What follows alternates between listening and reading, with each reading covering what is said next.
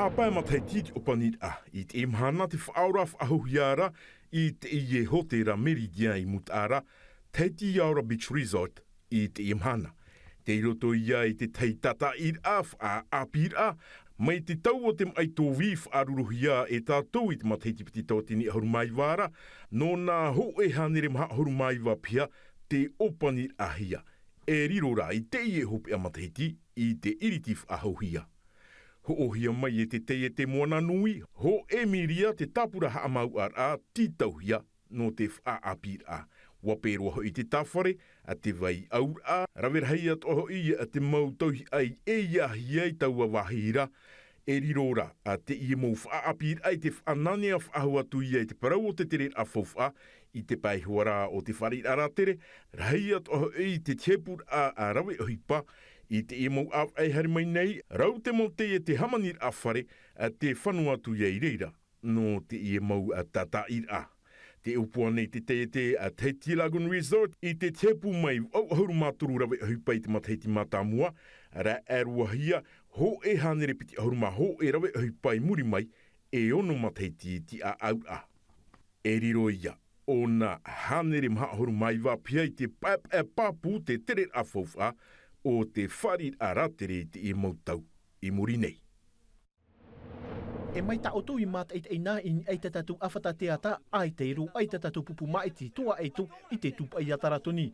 Wapau o ia I ai te tei o e torure e aore.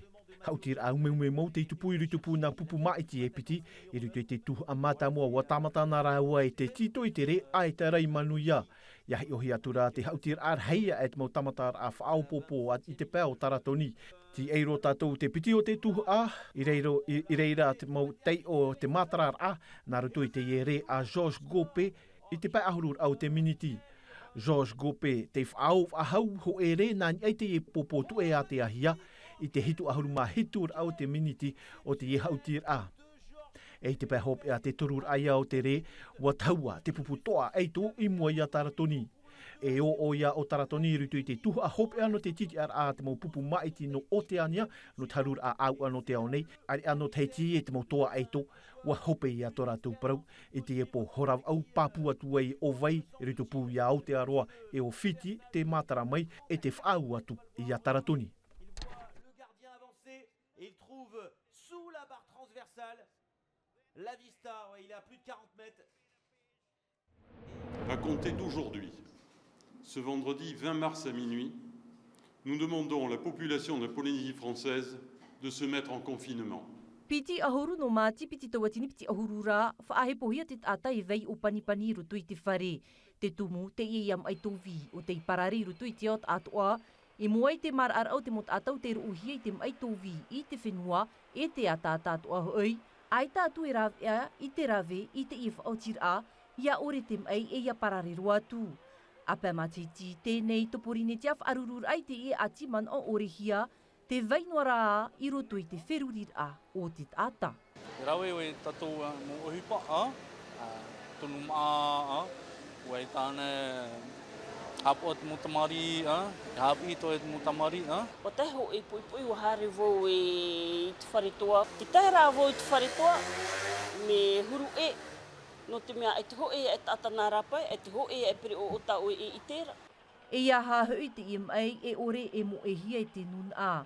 Hau I te uno hanere reir at atau te wharu I mai I te whenua nei, wa imi vethei I te morapia no te parurur a I te utua whare. I rawe tau pui ratamari, e hare mātou I rapa, ne si tō uwhenua. Tō mātou pūhapa, ho e oire, ti ropo mātou. Tapirihia tērā e piti puromu, Nā ro tāta hari o mai, me nā neho te poti. Promau, e ita te whiwhiw atpuhia I te mai tō VM o hia I te tātuar a. Aitara te man o te reiraf ahau I te ina imhana, te man orhei e puta mai e haere mua. Fan oho e prof at iaf a horo preo ono te haamanaho e ohipa, o puar at e no roto mai te preti te ni o te are I in e te promu, te oire no pap e te taatir a emploi formation insertion. In atoru ohuru mapitit ata te tap ohia, ohuru maho e te manuia. Wa tupu te oprer a prof ati af ahoro i te ene pepepeu, ohuru maho et atap ari, fea a pino pap e te fan oi te reira, e te ene te oa oa nei ratou wa manuia. Félicitations, Faitoito, pour l'avenir. C'est presque comme une obligation de réussir. E au hoi e whahepohia o e manuia no te whan o te prof au ohupa CDI. E mut ara ho e not ataf ahoro pre o tā mātou. Tēnei rā e prof ati af ahoro tāu e nenhewa ue rawe ho e pupu. Une équipe avec moi. Le fait d'avoir mon permis, ça m'a quand même beaucoup aidé. E tauturu reit whan or ai te e prof ati af ahoro no atu ai te tōna fof ano tō uti ara o hupa i tui tāu o hupa. Te te aturi nei au e tap e hia voi tui te teiete. Pas vraiment besoin de mettre en pratique le fait que j'ai mon permis de conduire. No roto mei te e upuar ai te mo teiete, te whiwhinei rato no te tap e te mo rawe uhipa ai tai prof ati af ahoro preo o. Te motor ea tau ia me aitinei. Te motor ea tamato ia place o roto teiete. Oi hoi namu era sea o tarato o rera CBD. Te vete ora te motor tamato place o te mo teiete. Por hei mea CDD, contrat durée déterminée. Ia nene rato whae o te teiete fo pe te ho e permis de conduire. O manuia. Ua whan ona ohuru maho e rawe uhipa i te tauturu no te peo te fuwha, no te titaur atarato prof ati af ahoro preo o. I te e maumahana i muri nei, e mar ate tarifa o te e prof ati a, in ei te whaito ho e hane reono ohuru taua tini whrane.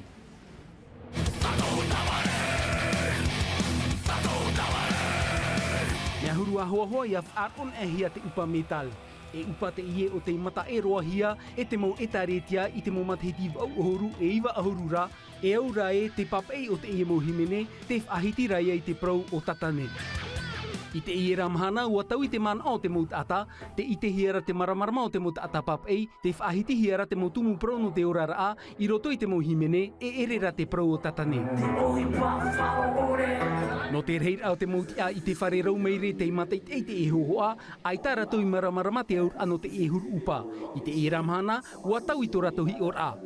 Il y a plusieurs années, lorsque j'écoutais ça, I mut ara ia wharoan e vau te ihuru upa e tupu he vau te rātiu. E tawau e iau no te taori atu au te tumu te ihuru upa. Au e rā te i hohua i maramarama ei mātou te imhana. Rawea no te imuru hiphe e whātei tā rātou mo por ei. Nā roto anei i te reo teiti, te reo amutu, e pinea e te reo matuita. E nā roto te ihuru upa waora ora te i mauru hiphe. Moyen de thérapie, peut-être une thérapie collective. Enfin, il y a une musique qui parle. A tēnei ho e upa e whaatea mei te moporo i te taatoara, no reira i te eia mātou e haafof a te ie upa i te whenua nei. Cette musique sur notre whenua. I te mea oi a piti ohuru mateiti te e nei o panihia te ihuru upa upa e te mo whaaro, i te e mahana ua whaar ira. Te te aturi nei te moro hiphe in ei te mo mero no te whare rau meire, e matara mei te arat e meit ei e te pāpu. Tau man o ni e a ni Veino te uwhai ni mare, te wera te mana, te wera tatu pro no te mauhimene, te ne te mana trai tatu e nini pa e hamene orto te tino, te huti rupei, trai mana e te puei, mai te wawe a harmei ni a oera, te tupitara, te ne rau a tano whaito mai tei. E atano e a hauti pe tra upa tra eira. I te e mhana wau ana te mopupurohi pe metal, e rei atu a te whea e au rei te ihuru upa. Te rara te whiwhinei te mopupurohi pe, i naha no te maninia te ihuru pe, e erei te mea ohie no te whaatupui te teimo aru i whaanana ter a. Te te aturi nei rā rātou, e noa a me te te tauturu mai roto mai te momero no te whare rau mai rei.